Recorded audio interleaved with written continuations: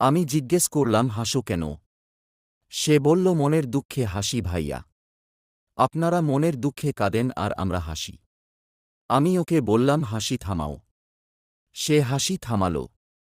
জিজ্ঞেস করলাম, গান কেমনে দিব তোমারে? সে বলল, ভাইয়া আমি আমার মোবাইলের ব্লুটুথ চালু করতাছি, আপনি সেন্ড করুন।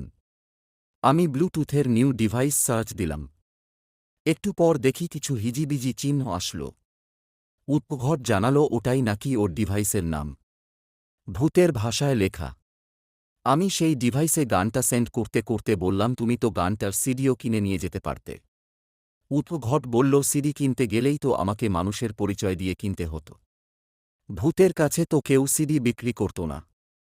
আমি ভাইয়া শিক্ষিত ভূত, আমি তো কাউকে মিথ্যা মানুষের পরিচয় দিয়ে সিডি কিনতে পারি না। আর সিডি কিনতে গেলে তো আমার টাকার দরকার পড়ত। আমি টাকা কোথায় পাবো ভাইয়া?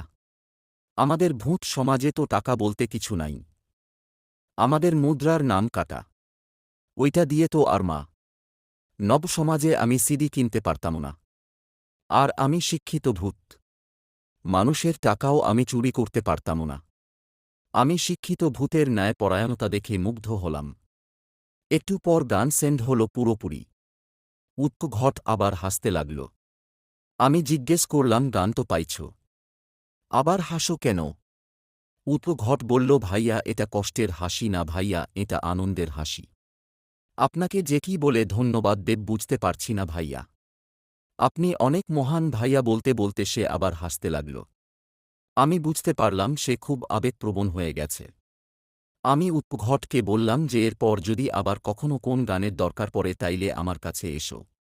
সে বলল, মাথা খারাপ ভাইয়া, জীবনে আর কোনোদিন চেনেহার সামনে মানব সমাজের কোন গান নিয়ে যাব না।